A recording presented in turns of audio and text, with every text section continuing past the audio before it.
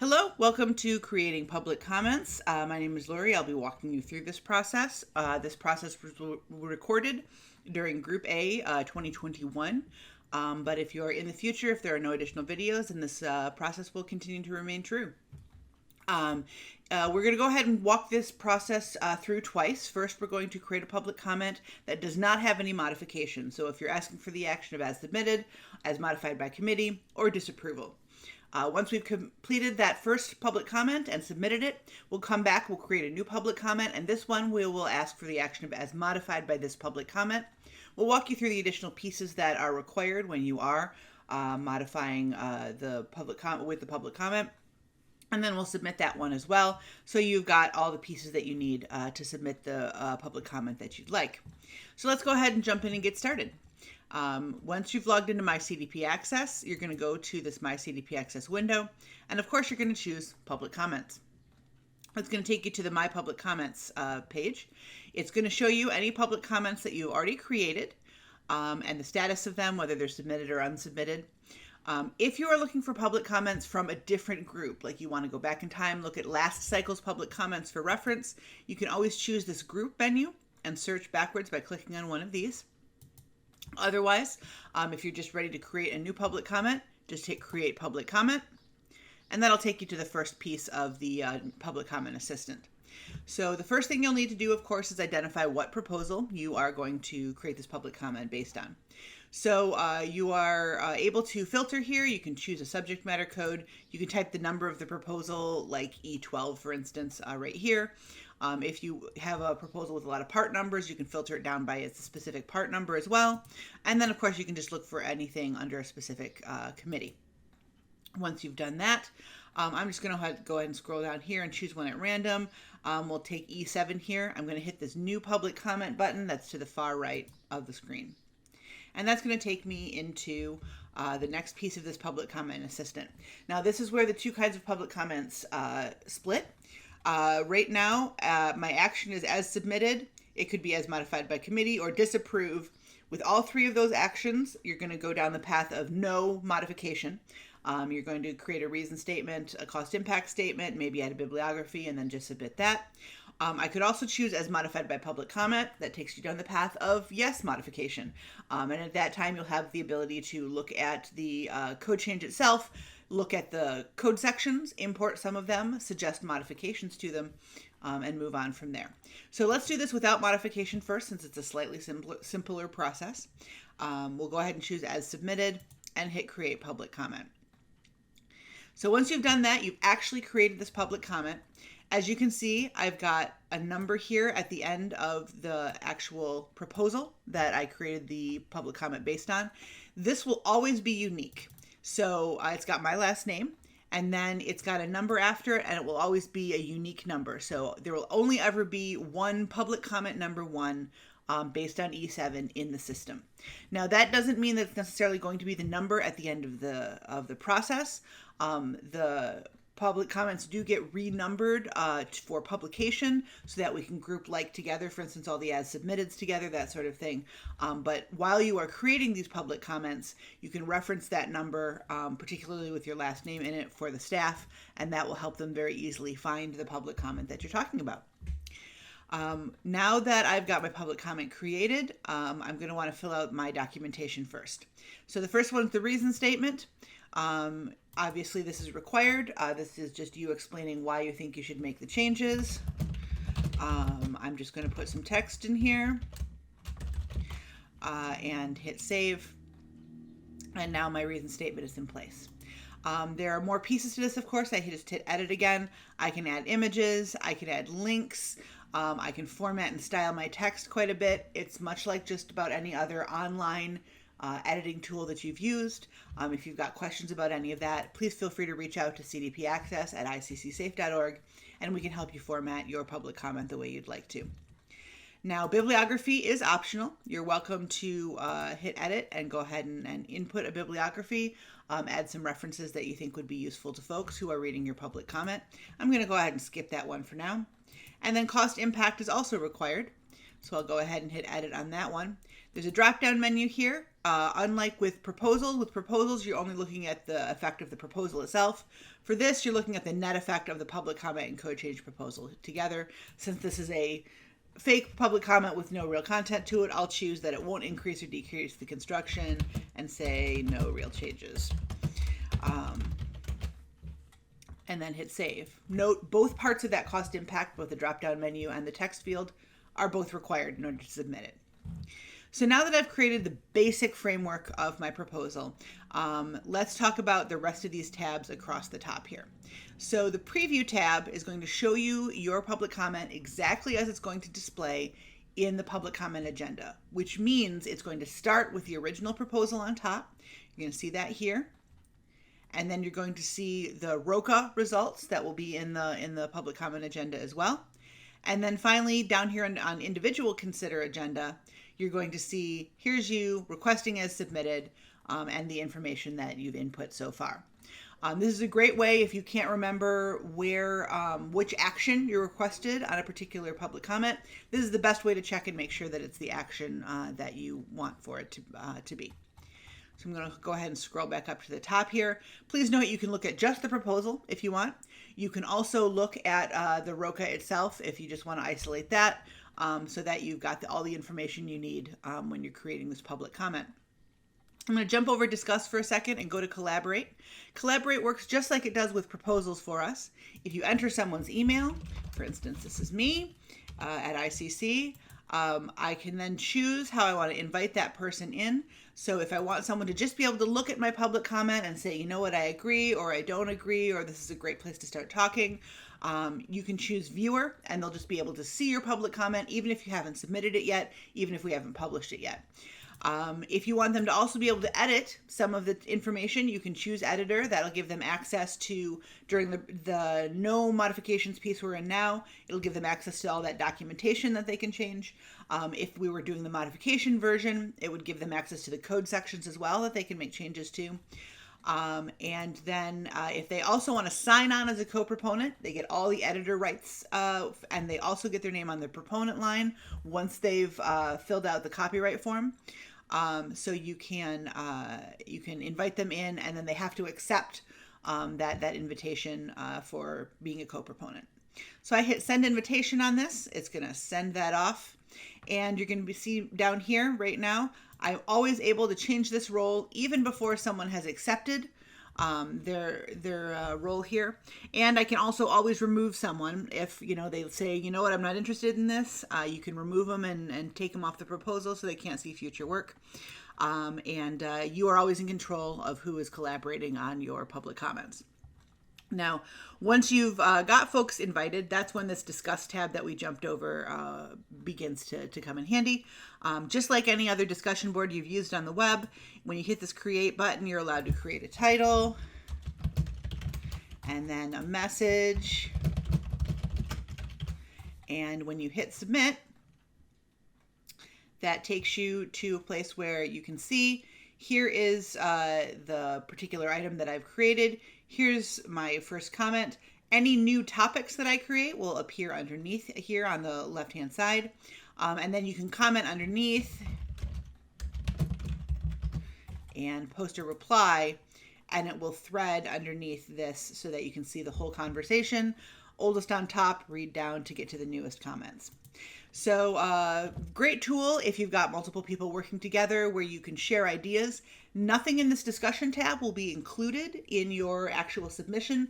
This is just work product that you guys can use to organize or make some decisions if that helps you out. So once you've collaborated with folks and you've discussed with them and everybody's pretty happy about what you've got this copyright tab. Now, if you've already done a copyright form, that's great. It should follow you throughout this entire cycle, not just Group A, but Group B as well. But if you haven't signed a copyright form, you're going to come down here and you're going to choose Sign New Form. You're going to choose Standard Copyright Form. And then this is just a very basic copyright statement that lets you know that you're transferring copyright to us so that if your public comment is accepted, we can publish it, incorporate it into our code books. So once all that is handled, you will not be able to submit without you having a copyright form. Your proponents you'll be able to submit if your co-proponents don't have a copyright form. but they will not appear on the proponent's line until they have filled out their copyright. So if you've got a public comment where somebody is not showing up on the proponent's line, even though they have accepted the invitation and are marked as a co-proponent, ask them to make sure if they've got a copyright form signed for this proposal or in general in the system. They should be able to see this copyrights tab just like you do.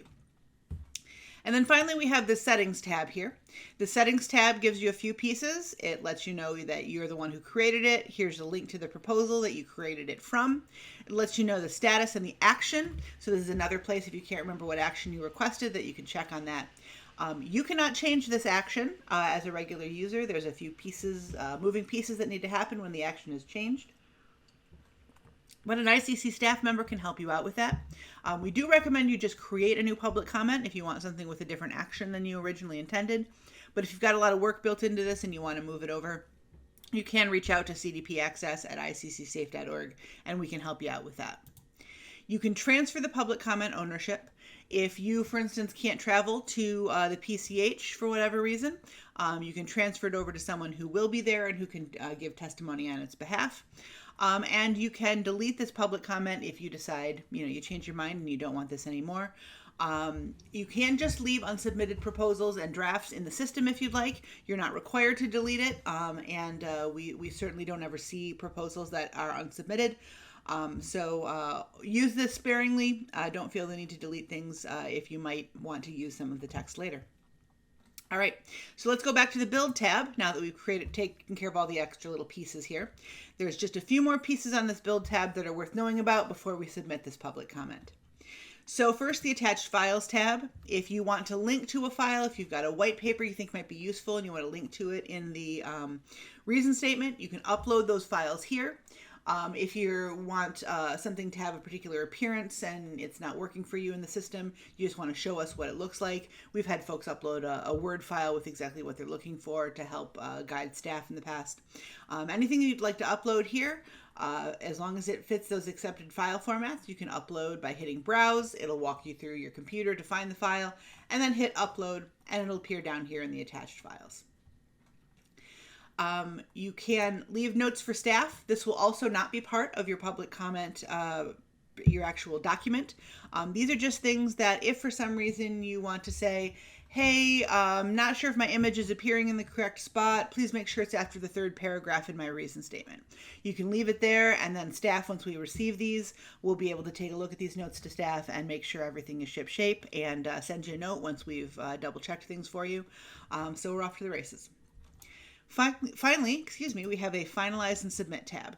This is going to walk you through the checks that you need to make sure that all the pieces of your public comment are in place before you submit. So you can see here we've got Make Required Changes, Sign Copyright Form. Obviously, with this type of public comment, we don't have any required changes, so that's automatically checked off. Sign Copyright Form, you saw me do that. Complete required documentation, reason statement, and cost impact. We're good there. And then we come down here to the ones that are optional. The system couldn't check these off for us because we may or may not have done them. So include bibliography. Obviously, that's optional, so I don't have one. I can go ahead and click this button, and it's going to turn that red to green and check it off, mark it done. Review attachments. I don't have any attachments. I'm good to go. I'm happy with them. And then finally, download. You're welcome to download your public comment. You can do that from the Preview tab. There is a Download PDF button right here. So going back to Finalize and Submit here, it's up to you if you want to download it, but we recommend it. Hit Download My Public Comment.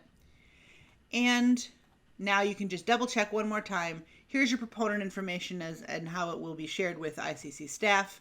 You can choose not to publish your email address. If you choose not to publish your email address, anytime someone is looking at your proposal online, instead of your email address, they will see a button that says, I would like to contact the proponent about this public comment. They can contact you once, and you will receive an email that says someone is trying to contact you, give you their contact information, and then at that point, you can reach out to them at any point. But if you choose not to respond to them, they won't be given access to your contact information, so they won't be able to contact you further. You can also choose to publish your email address. Most folks do. If you do, it will be included in the PDFs and on the online documentation. And then finally, I've got this big green button. It's lit up green here, which means I've checked off all the boxes. It's going to pop up a little warning. Just a reminder, once you hit that big green button, it's like putting a stamp on your envelope and sticking it in the big blue box at the end of your block. The postman's not going to give that back until it's delivered. So once you have submitted it, you can't get this back until you've talked to ICC staff. If you want to make any further changes, you can always reach out to us, but you won't be able to make them through cdpACCESS. So once I've submitted, this is going to clear out a lot of the stuff. I can see my public comment on the preview tab. Like I mentioned, the whole proposal is here first, then the ROCA, then here's my public comment. This is great. I can see my copyright information, and so can your co-proponents. So if somebody hasn't gotten a chance to fill out that form yet, they'll still have the opportunity. And then finally, this thing that came up as soon as we submitted, here's the receipt. So this receipt shows you what date and time you submitted it, and I managed to submit it right bang on at noon, this will this information will make sure that we know if there's any question in the future about whether or not you made the deadline. You can use this receipt. You'll also get this receipt by email. You're also welcome to print it from this screen. So now that we've created a public comment based on the not having a modification, let's go ahead and create one more public comment. And we will base that on having a modification and add some code sections there.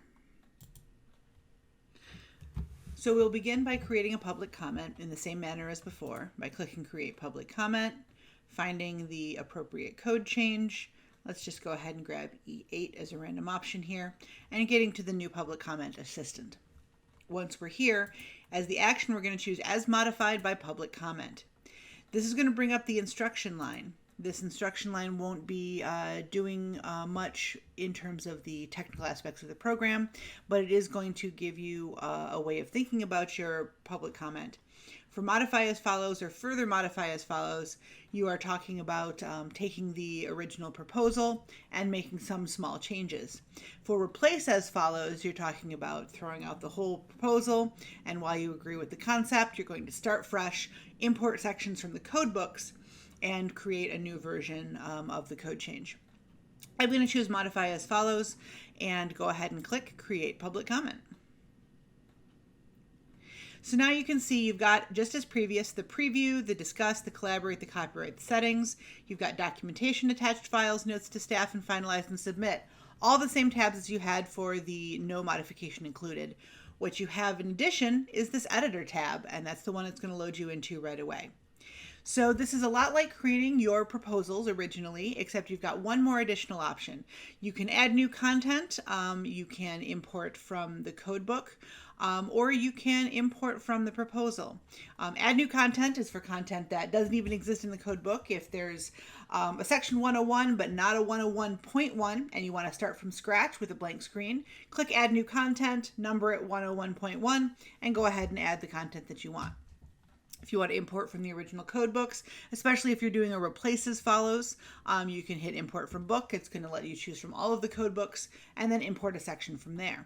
But most people are going to want to import from the proposal itself. So when you click on that, it's going to bring up all the sections in the original proposal. This one just happens to only have a table. So I'm going to check this box to select this one. If you've got a lot of code sections, you can use the Select All tab to select them all at once, or you can choose them individually with those check boxes. And anything you've got checked when you hit Import Sections is going to pull into your public comment. So you can see my code sections here. Again, this is just like with proposals. If you've got a big public comment, you need to search through the sections to find what you want to edit. You've got that tool here. If you want to continue adding, you can use this drop-down menu here, or you can continue adding from here. But this time I'm just going to go ahead and click on this table. It's going to bring up a preview, and then I'm going to hit Edit. So with this edit, I'm going to be able to, again, just like with public content, let's say I want to change the word areas. I'm going to strike that through. I'm going to add, instead of the areas, I'll say places. And since that's new content, I'm going to go ahead and underline that. So you can see I've got my struck through content, my underlined content, and I did that all per the the strike through and underline rules, just like with proposals. So now that I've got my change in there, if I have an instruction line, I can set that. I'm going to set that to revise as follows. You'll notice when I loaded this in, there wasn't any other already struck through or underlined content. That's because the system cleans up this content for you. So it assumes that you want to start with all the changes that were already in place from the public comment, and you want to continue to modify it from there. So anything that was underlined, it just kept the new text. Anything that was struck through, it deleted from the code section, and you were left with simple, clean text to make that modification. So I'm going to revise as follows. I'm going to hit save. And I'm going to be able to see now, here's my change as I expected. So now that I've got that, I've still got to do all the other pieces. I've got to add a reason statement. We'll just say simple one here. You're going to want to add a cost impact statement. So I'll edit that, choose from the drop down, and add something there.